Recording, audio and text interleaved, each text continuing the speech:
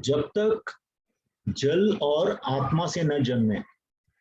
अभी जैसे कि यूहन्ना बोल रहा था, जब वो प्रचार कर रहा था तो वो बोल रहा था कि मेरे बाद में जो आ रहा है वो मुझसे बढ़कर है और वो तुम्हें पवित्र आत्मा और अग्नि से बपतिस्मा देगा। तो क्या होता है कि हमको पवित्र आत्मा यीशु मसीह देते हैं और यीशु मसीह के शरीर में, मतलब कि कलीसिया, देखो एक कलीसिया है जो आप एक हॉल में मिलते हैं हम लोग, लोकल कलीसिया दिखाई देती है, बराबर। लोकल कलीसिया जो वहाँ की कलीसिया है, उस प्रदेश की कलीसिया, उस जगह की कलीसिया, आपस में मिलते हैं लोग, वो कलीसिया है, तो हमें दिखाई देते हैं, बराबर। एक आत्मिक कलीसिया है जो हम लोग को दिखाई नहीं देती है लेकिन हम लोग महसूस कर सकते हैं। जैसे आप पूरे दुनिया में कहीं पे भी जाएंगे, आप जब भी किसी विश्वासी से मिलेंगे तो आपको लगेगा ये मेरा खुद का भाई है या मेरी खुद की बहन है। क्यों लगता है? क्योंकि हम यीशु के शरीर के अंग हैं। तो हम यीशु के शरीर के अंग हैं, तो यीशु के शरीर के अंग बनाने वाला जो है वो पवित्र आत्मा है। पवित्र आत्मा हमें यीशु मसीह की कलीसिया में ज्वाइन करता है। पवित्र आत्मा जो है वो हमें नया जन्म देता है और वह यीशु मसीह के साथ हमें लगाता है, यीशु मसीह के शरीर में हम लोग को लगा देता है। मेरे हिसाब से समझ रहे क्या मैं बोल रहा हूँ? ठीक है। और यीशु मसीह का जीवन जीने के लिए भी पवित्र आत्मा हमारी मदद करता है। अभी देखेंगे रोमियो 8:13, रोमियो की पत्री 8वां अध्याय 13 वचन देखेंगे। कुछ बातें हम लोग को समझने की जरूरत है ताकि हम विश्वास में आए हैं, लेकिन विश्वास की जो बातें हैं वो हमें समझ में आना चाहिए ताकि हम स्थिर हो जाएं प्रभु में, फिर हम हिलेंगे नहीं। ये कोई ऐसे ही आप किसी दिमाग से विश्वास करके अभी प्रभु में आ गए, ऐसा नहीं है। आपका नया जन्म हुआ है प्रभु यीशु में, और इस जन्म के अंदर कैसा जीना है, प्रभु से जो हम लोग उत्पन्न हुए हैं, तो प्रभु में हमें कैसा जीना है, पवित्र आत्मा हमें अलग अलग तरीके से कैसे मदद करता है वो देखेंगे। रोमियो 8:13 निकालिए सिस्टर।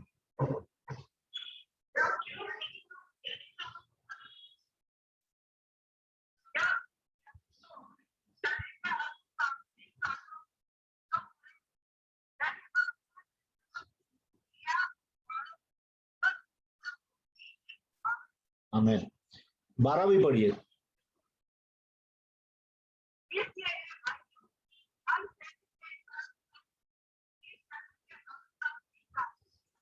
देखिए शरीर जो है वो विनाशी शरीर है, मतलब एक दिन शरीर का विनाश होगा। हमारा ये शरीर है वह कब्र में गल जाएगा, बराबर। लेकिन अगर प्रभु आते तो हम शरीर के साथ उठाए जाएंगे। तो हम शरीर के लिए नहीं जिए, आज तक हम लोग शरीर के लिए जिए। पूरी दुनिया शरीर के लिए जीती है, पूरी दुनिया। खाते हैं, पीते हैं, सोते हैं, बहुत सा पैसा बनाते हैं, घर बनाते हैं, जो भी करते हैं आप, इस विनाश होने वाला, जो ढहने वाला शरीर है उसके लिए करते हैं। लेकिन प्रभु का वचन कहता है कि अब शरीर के लिए मत जियो। अविनाशी आत्मा जो है, परमेश्वर का राज्य अविनाशी है, उसका कभी विनाश नहीं होगा। अविनाशी आत्मा के लिए जियो। लेकिन हम जी रहे हैं किधर? हम शरीर के अंदर जी रहे हैं। तो शरीर की बहुत सी अभिलाषाएं होती है, जैसे कि यूहन्ना में लिखा है कि आंखों की लालसा, शरीर की लालसा लालसा और जीविका का घमंड, ये जो है दुनिया के अंदर है। और पूरी दुनिया इसके लिए ही जीती है। किसके लिए? शरीर की लालसा। देखिए कोई भी चीज आप पूरे दुनिया में, जो भी चीजें आप सोचते हैं, जो भी आपकी दिल है, आपका गरज है, आपकी नीड है, यानी आपकी ख्वाहिश है या आपकी जरूरतें है, वह सब जो है शरीर के लिए है। वो या तो शरीर की अभिलाषा होगी, या तो वो जीविका का घमंड होगा, या तो आंखों की अभिलाषा होगी। इन तीन चीजों के लिए पूरी दुनिया जी रही है। अभी हम लोग क्योंकि शरीर में है, तो हम लोग कितनी बार क्या करते हैं कि हमारा शरीर अपने लिए जीने के लिए हमें मजबूर करता है। तो अब शरीर को हम लोग काबू में कैसे पाएं? तो पहले भी हम लोग ने बहुत बार कोशिश किया कितने लोगों ने बोला चलो आज से लेके मैं दारू नहीं पीऊंगा, लेकिन 5 दिन हो गया, 10 दिन हो गया, कभी कभी 5-6 महीना हो गया, बाद में फिर दारू पीना चालू हो गया। आपने बोला मैं गाली नहीं दूंगा, ठीक है, कुछ दिन हो गया, फिर किसी ने भड़काया, आपने गाली दे दिया, तो आपके मुंह से गाली निकल गई। तो क्या है कि अपने शरीर को हम लोग काबू में कैसे लाएं, शरीर को हम लोग कंट्रोल कैसे करें, तो इसके लिए प्रभु का वचन यहाँ पे कहता है 5:13 में 8:13 में कि अगर हम शरीर के लिए जिएंगे, शरीर के मुताबिक जिएंगे, अनुसार जिएंगे, तो हम मर जाएंगे। तो कितने लोग शरीर में जी रहे हैं लेकिन मरे नहीं है, बराबर आप बोलेंगे। परमेश्वर के लिए जीना ही जीना है, परमेश्वर की तरफ जीना ही जीना है, क्योंकि एक दिन होगा जब कोई दुनिया में और कोई होगा ही नहीं, सब विश्वासी होंगे, सिर्फ यीशु मसीह के लोग होंगे, क्योंकि एक समय आने वाला है जब परमेश्वर हमारे बीच में आके रहने वाला है, ठीक है। तो जब हमारे बीच में आके रहने वाला है प्रभु, तो हम लोग रहेंगे प्रभु के साथ हमेशा के लिए। तो इसके लिए हम लोग को जो है अविनाशी परमेश्वर के लिए जीना है, तभी हम हमेशा जिंदा रहेंगे। मतलब परमेश्वर की तरफ जिंदा रहना है तो शरीर के कामों को मारना है। तो शरीर के कामों को हम कैसे मारें? शरीर के कामों को मारने के लिए हमें पवित्र आत्मा दिया गया है। इसके लिए एक बार फिर से पढ़िए सिस्टर 8:13। हाँ,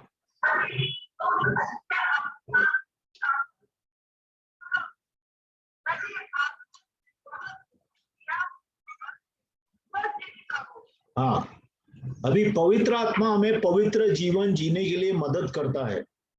बहुत सी चीजें हम पहले चाहते थे पाप न करें, फिर भी हम लोग से पाप होता था, लेकिन आज पवित्र आत्मा हमें दिया गया है ताकि हम पाप को ना बोल सकते हैं।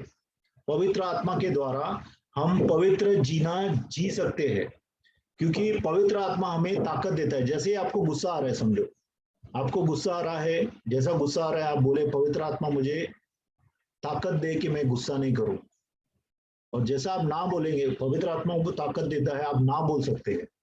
समझो किसी को सिगरेट पीने की आदत है, आप पवित्र आत्मा को बोले, प्रभु को बोले प्रभु पवित्र आत्मा के द्वारा मुझे ताकत दे कि मैं सिगरेट नहीं पीऊं, तो आप देखेंगे कि अंदर से आपको ख्वाहिश ही निकल जाएगी। मेरा एक दोस्त है, नाम नहीं बताता हूँ, तो वो दोस्त जो है जब प्रभु में आया था, नया नया प्रभु में आया था, अभी उसको कम से कम 50 साल 40 साल हो गए होंगे प्रभु।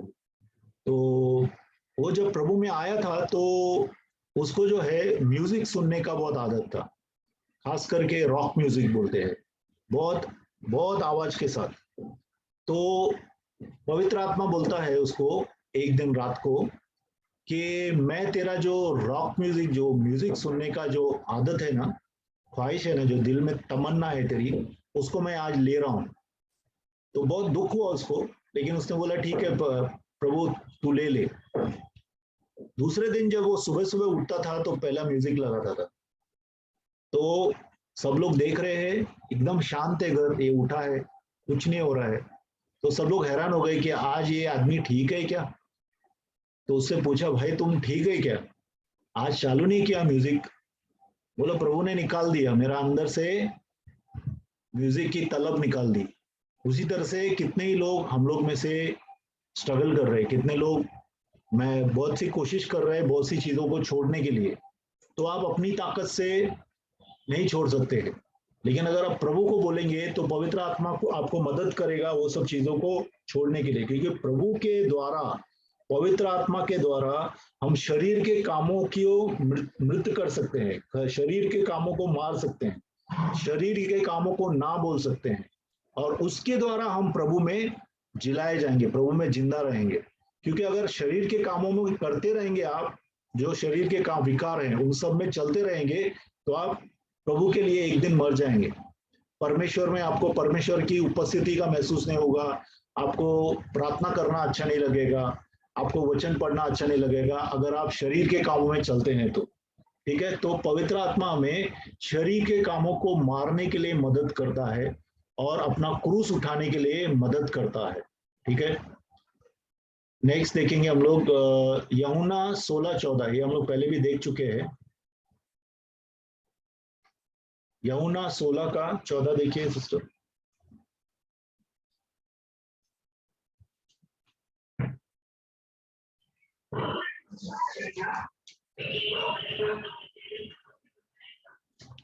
एक बार फिर से बोलिए। वह मेरी महिमा करेगा, वह मेरी महिमा करेगा। किसकी महिमा करेगा? वह यीशु की महिमा करेगा, क्योंकि यहाँ पे यीशु बोल रहे हैं वह मेरी महिमा करेगा। और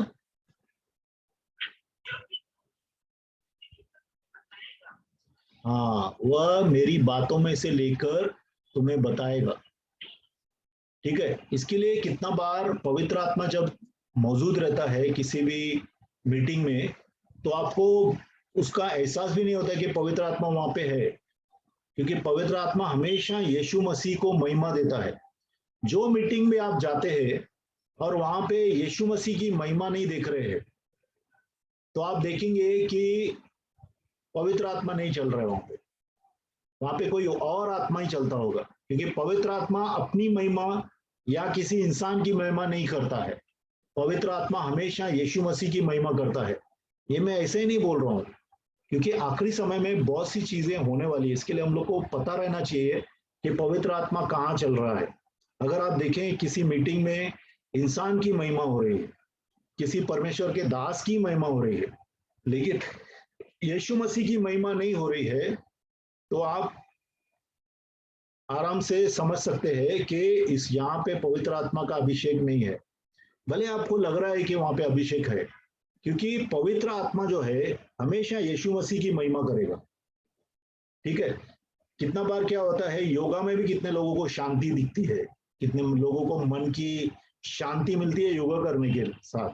ठीक है, लेकिन वहां पे पवित्र आत्मा थोड़ी है, पवित्र आत्मा की वो शांति नहीं है। वो जो है दुष्ट आत्माएं शांति दे रही है, और जो सिर्फ मन के अंदर शांति रहती है।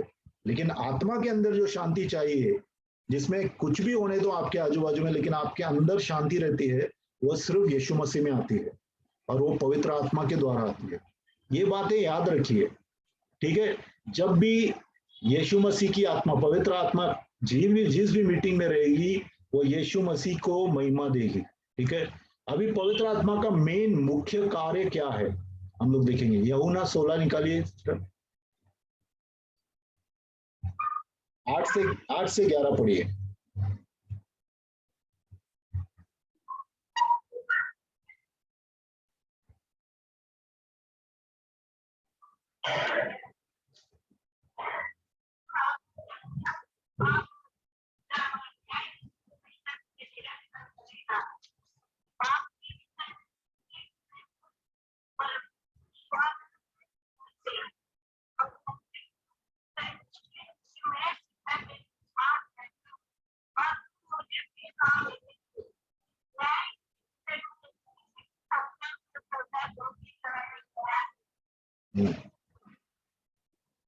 आगे पढ़िए।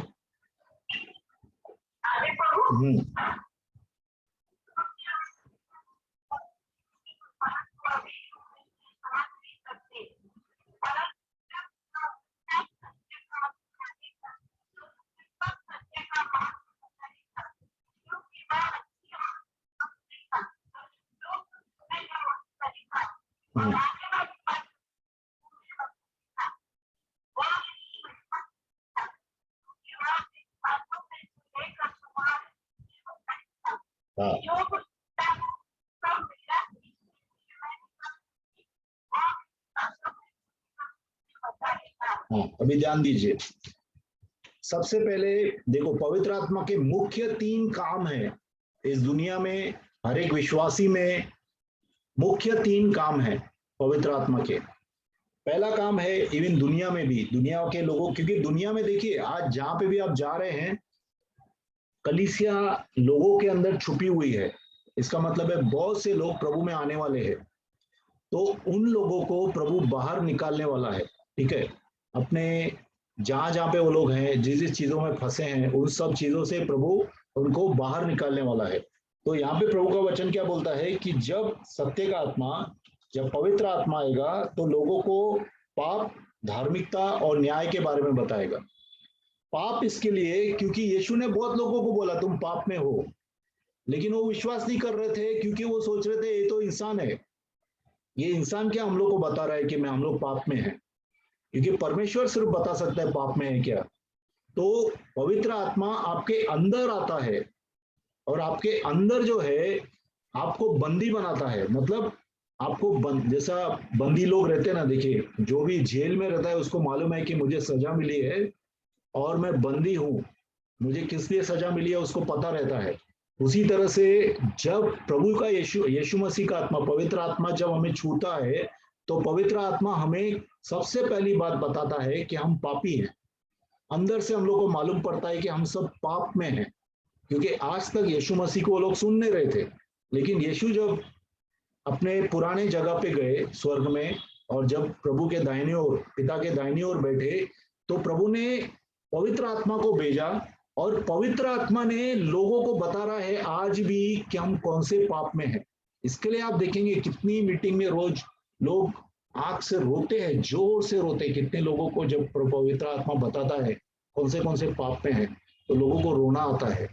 ठीक है, बहुत से बड़े बड़े लोग भी जो है, कितना बार प्रभु जो है पादरियों को भी खबर लेता है और पादरियों को भी बराबर बताता है कि तुम इस चीज में फंसे हो, तुम ये कर रहे हो, ये गलत कर रहे हो, वो गलत कर रहे हो। तो प्रभु का आत्मा हमें पाप के बारे में बताता है, उसके लिए वो आया है, क्योंकि पूरी दुनिया पाप में डूबी हुई है।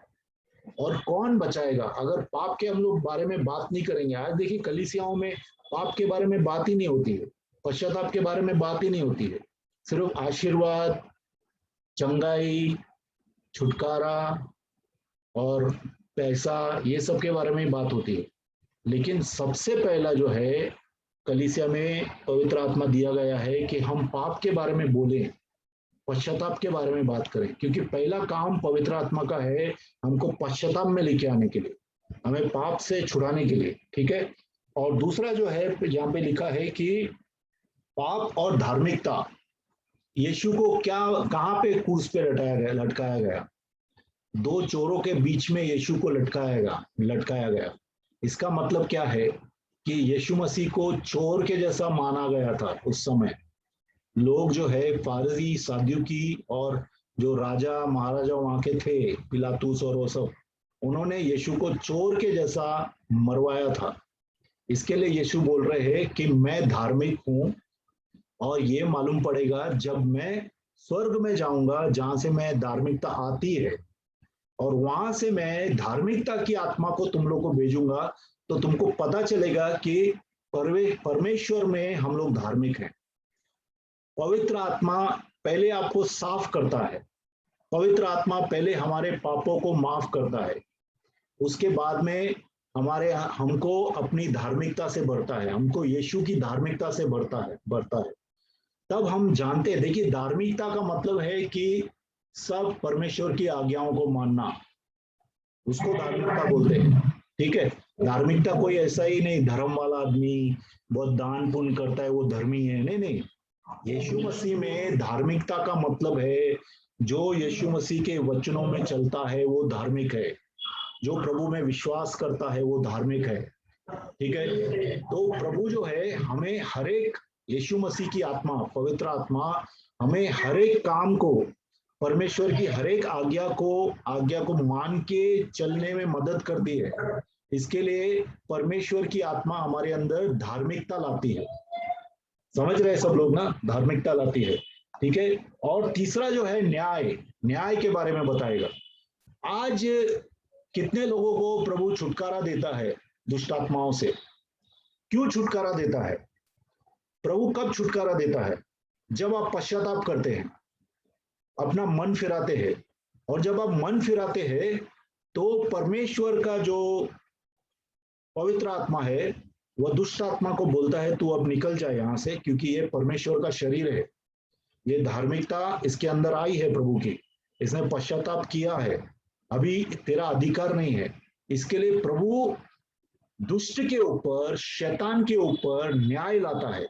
इसके लिए पवित्र आत्मा न्याय के लिए आया है। आज जितने भी लोग छुटकारा पा रहे हैं वो छुटकारा क्यों पा रहे हैं? क्योंकि प्रभु ने न्याय किया है। वो न्याय कर रहा है, वो चोरों को आपके अंदर से निकाल रहा है। दुष्ट आत्माएं चोर है, दुष्ट आत्माएं मर्डरर्स हैं, खूनी है, बराबर। चोर आता है चोरी करने, घात करने और नाश करने के लिए। तो उसको निकालने के लिए प्रभु उसका न्याय करता है कि तू अब यहां से निकल जा, तू उसके शरीर से निकल जा, क्योंकि अभी ये धर्मी है, इसके अंदर पवित्र आत्मा है, इसके पाप क्षमा हुए हैं। आज ये परमेश्वर के सामने यीशु के लहू के अंदर डूबा हुआ आदमी खड़ा है, इसलिए तू छोड़ के निकल जाए यीशु के नाम से, ठीक है। तभी निकल जाते हैं दुष्ट आत्मा। तो याद रखिए कि ये तीन चीजें खास करके पवित्र आत्मा करने आया है। कौन सा? पाप के बारे में बताने आया है, क्योंकि उन्होंने यीशु पे विश्वास नहीं किया। धार्मिकता के बारे में बताने आया है और धार्मिक बनाने आया है, क्योंकि यीशु धर्मी है और यीशु के नाम से हम भी धर्मी हो जाते हैं। और तीसरा, न्याय करने आया है शैतान के ऊपर, और हर एक के अंदर से दुष्ट आत्माएं निकालने आया है।